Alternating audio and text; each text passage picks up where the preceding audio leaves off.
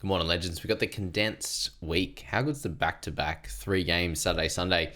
Let's kick it off with our first game of the week, the Tigers, Raiders. And with the Tigers now moving into no more buys for a little while, which is good for anyone named Terrell May. And then the Raiders, they have the round 18 where they're available. So still fairly relevant. So keep that in mind when we're talking through these guys. Now, Tarpane, he was awesome in this game. 69 in the 48 minutes. Absolutely incredible effort. The try saver, turnover tackle steal there. We had the try untouched. You can see there with the 0 tackle breaks, no offloads in this game, which has actually been, unfortunately, a bit of a staple in the last month, is the lack of tackle breaks and offloads, which was very much a heavy part of his early season game. So mixing that with the fact that he's playing under 50 minutes at the moment is a very frustrating scenario. The good thing is he was able to dominate when he was on the park, and we know Tarpane to be a guy to play early 50s minutes and have that over PPM type score. It's definitely something to be thinking about and be slightly concerned about. I know some people were even looking at potentially selling him as a player that they didn't feel was in their best sort of 4 or 5 mid. So keep that in mind with Taps in this one. But incredible game. And the top scorer, and you look here, and unfortunately only the 6 guys that hit over 50, which showed that it was a fairly low scoring affair for the most part there, which usually in these back and forth type games, it's a little bit better than that, but wasn't to be in this one. So Terrell was 66 for him in the 68 minutes. So got a little bit of extra rest in this one. And he was, I'd say dominant. He was very, very helpful to this Tigers team, and just the tackle numbers were a little bit lower. They seemed to have the ball a fair bit more, and he actually ran the footy a lot more. To get that 3 offloads, to get the 2 tackle breaks there was helpful for him to get to that 66, and one of his lowest scores of the year, which is pretty crazy. So captainers, you'll be fine with that. I saw a few people captain Herbie. He picked up 69, so it's all fairly similar at the moment. And yeah, it's fine. Everyone owns him, so... Actually, when I say everyone owns him, I still see every week that he's available, he still goes up like 0.2, 0.5% in the buys list. All right, Jerome Luai. A little bit more interesting with Latu and also Heath Mason. He seems to get a little bit more involved. The kick meters are there, the run meters are up, and he gets involved in the attack a little bit more with Galvin not controlling the whole thing. So he's an interesting one that over the last few weeks has improved with Mason and Latu. So keep him in mind when you're looking at a cheaper half if you need one. There are a fair few around, and we saw Hughes go through last night, and we've got Latu in this same game that scored really well at a cheaper price as well. So maybe you go down that path rather than Luai, but just something to keep in mind that the last few, especially, he has improved without Galvin there. Adam Dewey. 52, I think he was on like less than 10 at half time, and then really pushed it in the second half. Picked up 9 tackle breaks and a couple of line breaks. So they finally used that left-hand side and found a little bit of weakness on the right edge defense for the Raiders. But yeah, not of super relevance for us. Starling, if you've held on, continue with that. Got the try saver. Horsburgh 49. A lot of people asking about looping. With 49, it's one you pretty comfortably take unless you're thinking about Payne Haas instead of him. It's like, well, Payne's going to have a low in the 40s, and then he can go up to the 80s and 100s. So that's where you probably take that type of upside player. But if it's a guy that is a Nafahu wide or something like that, then every day of the week you take that 49. Stafford, and Horsburgh's an easy hold at the moment, playing around 18. But yeah, at the price point is someone that you can look to move on if you want to upgrade or you need a different position potentially. Stafford, we've been looking at a little bit. Just an awkward price, I think, to buy at this point in a team that played better in this one, but isn't amazing. It's Samuel Afenu. I thought he looked really good in this one. Fogarty, 44. So 2 goals, 4 missed tackles, big kick meters, a little bit less on the running side, and a little bit less on the defensive side. You're only getting 8 in net tackles. He'll still be fine. He's a very, very important piece for round 18, so I can't see any reason to look to move him on. But yeah, 44, the lowest score the week before that he played. A little bit frustrating for sure. Latu, he's the big one here. And I think that he is very, very important. And he's someone that I'm potentially going to look at as a cheapie in my side. Just as a guy that we can plug and play for a lot of this year. I think that he's going to be, 30 to 40 type guy. He's got the talent. He's running the footy. Defensively looks really strong and solid as well. So 16 for no misses against a really strong outfit here in the Raiders, who had really strong players running at him. Like, for a part of this game, Hudson Young was on that side. So big strong boys. Really, really strong guy. The question's going to be for round 18. Are you looping and are you playing him? Are you confident to do something like that? Are you confident to play him over a King Tongia? That type of thing. That'll be my question, how I play this one, if I get Hughes or not. I didn't do it last night. I haven't made a trade yet, guys, just to let you guys know. So, Latu's an interesting one, but as a cash down, a really good option at the moment. Coruscant's 42 was okay. Played the full 80 in this one as well, and is one of those options for round 18 if you wanted to go down that route. Smithy's 41 in 43. The PPM's great. Crazy, hey? Just had that few week stint where he just got pushed to the starting side and crushed. But Hosking, 41. He was on like 10 at half time, so a 31-point second half, very similar to that of Nico Hines last week. He had that 5 missed tackles, I think. Made 14, missed 5 in the first half, so that was gross. Had the 1 error. Just wild how this one's played out for Hosking. Like, you just thought it would continue on the form that he's shown over the first few games this year and last year, and then a lot of that Penrith form, but hasn't come to fruition. So thankfully, if we are looking to sell, the 41 doesn't drop his price too much, considering he's basically priced there. So he's one that you can definitely move on. We had his score, we had Aiken, these couple of guys that did struggle a bit. Personal decision with those guys. Now Hudson Young, the 30, so look out for him. He might get a little bit cheaper come round 20, which would be nice. But Jed Stewart's the big one here. He got that try. I thought he looked really solid in the air and made a couple of good tackles. Had the 3 tackle breaks. Didn't get a lot of running. Not the same player as Tamale, that's for sure. But we'll do a job. 240 odd K he'll be after this week. So a very, very cheap asset that could just help you as a wing fullback in round 18. And I do think the way that he played, he should keep his spot, which will be good for him. A few people mentioned Sasangi, only 25 minutes for him. Strange Bird Skeleton. Cool. Wow.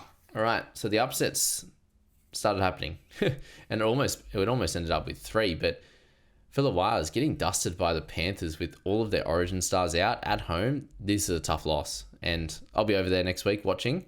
So I'm glad it was this week or next week that were going to be the option for me to go over there and watch this game. So I'm glad it's going to be next week when they bounce back and win. But Aaron Clark, what a absolute jet. 69 for him in the 65 minutes this time. So that increased with the game being a lot closer. 7 tackle breaks, 43 tackles, 143 meters. What an absolute superstar. He's the hooker in our sides that we need for the season. Although Harry Grant stepped up last night and was good, but Clark there, hook or middle, he will be awesome in either of those spots. So make sure you get him at some point. His PPM's incredible. Sorensen, good to see him back in some form. 2 tries for him. Just hasn't been the same guy since, 2-3 years ago now. Been a long road to get back to this score, but well done to him. Laban and Ford, really good, nice ones for them with a try in this one. Laban at 312 stands up and shows his chops, but will that continue with Capewell returning very soon? And Ford, on and off, has these big weeks, it seems, at the moment. Now, Schneider come in and did a great job. I'm surprised that he doesn't get this opportunity more often. He was great a few years ago, and in this one, he 3 try assists and helped them get the win. For Henry, it was a 54 in 53. Was expected at least to get a good score this week after all the issues that he had in that round 12 clash with head knock and sin bin and everything else. All right, the order Jenkins, 48. If you keep holding on to him, he just, of course, keeps delivering once most of us have sold. So you can decide with him, is he at a nice enough price to move on, or can he be held on to? Either is fine. Blaze Salungi, a pretty solid game for him, helped him get the win. You had Metcalf in there, 47. Still with 2 try assists, but didn't eclipse that 50 with the 2 try assists, 1 goal. A little bit annoying for him and owners, but generally a good score. But at 730k, you want the the 50s plus each and every game. Graham Taufa, a try, 47 for him. At 400k, a bit of an awkward price, and will he keep the spot? It's probably a no. But you can see here a much better scoring game. 8 or so scores above 50 in this one. Which, yeah, the most important one was Clarkey.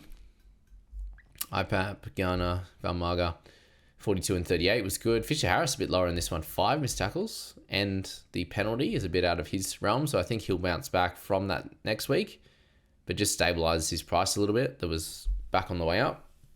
If you did buy, fortunately you're buying him pretty close to his price point, but yeah, he should be fine going forward. Wade Egan's 41, with Lindsay Smith 35 and 57 was a bit of a wild one. 3 missed tackles for him, just low base. Weird the one that one was.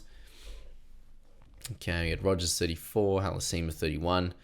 Wild that he could go the full 80 and get 31. So you can see a few scores are a bit odd in this one with that.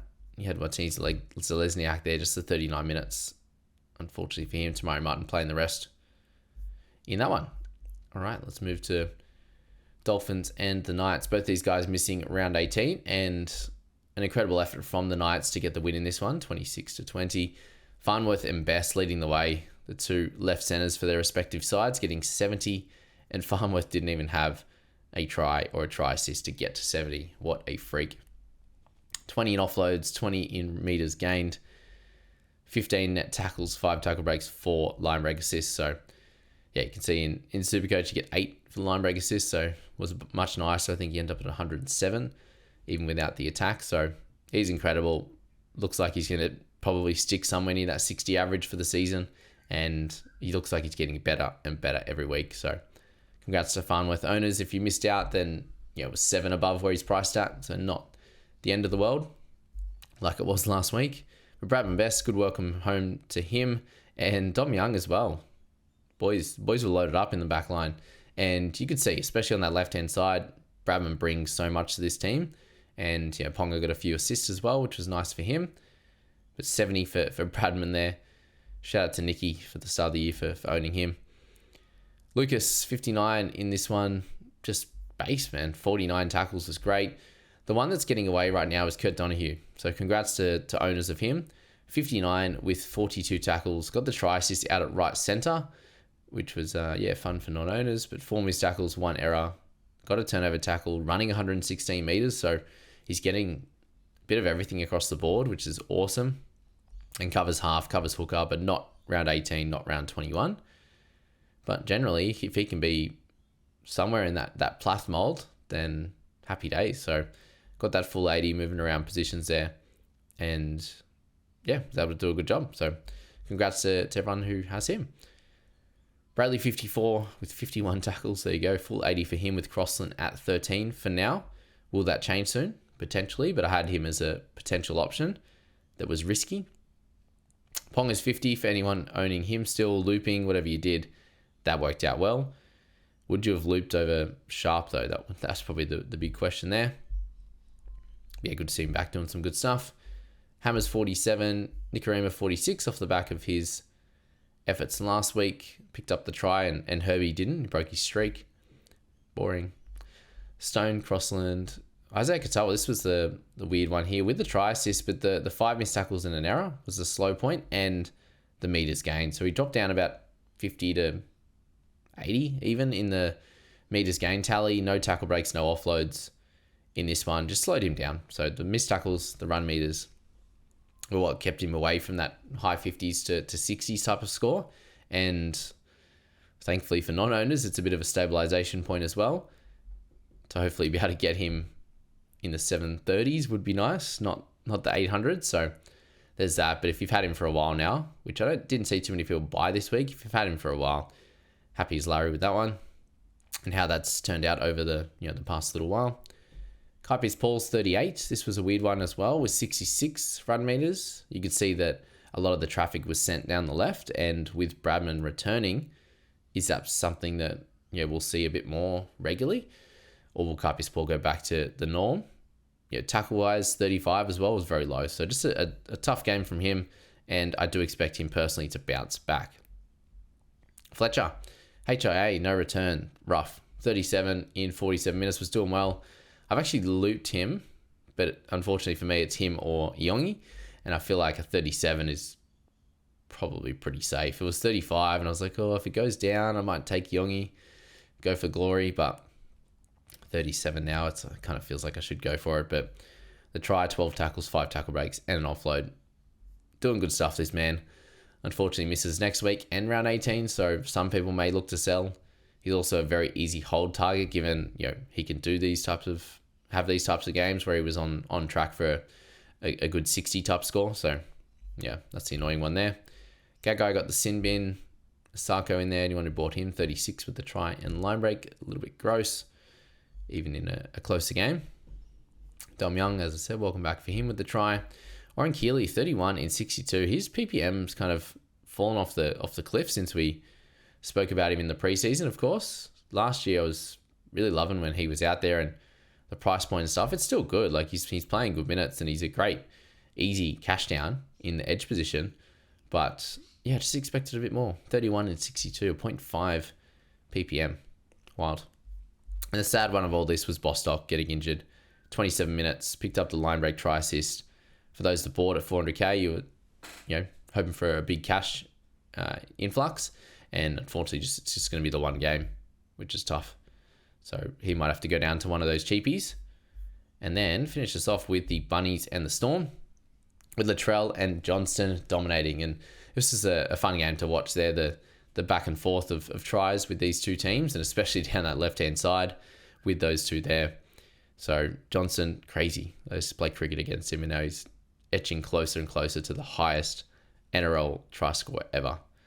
And Latrell, like that field goal effort, like he didn't get an opportunity in the extra time, but that effort from 50, and he just missed it across the right side of the face, was wild. Kick meter 625. Has the errors, but he's always trying stuff, and a lot of time it comes off. So yeah, then shout out to Johnson getting that try off the Jerome Hughes try assist. Good on you there. Harry Grant was 68 in this one. The full game for him. Try the line break, 50 tackles. So a much better game from what we've seen from him in recent history for fantasy, which was good. And yeah, puts himself in conversations as a buy after Origin for sure. Now, Colin 57, was a pretty slow game. There was one point there I was looking at the play-by-play, and it was like, error, penalty, error, ruck infringement. Like, it was 8 minutes, and it was like 7 errors or something. Pretty wild. So that slowed down a lot of the base stats in this game, and you can see that with Colo with the tackle numbers, but that meters gained effort increased dramatically in the last, I think he picked up 100 or so run meters in the last 15-20 minutes. So well done, team. He's an absolute warrior to have the eye problem and then just come out and play 80 in this one. So he's a jet. Glad to have been an owner of him.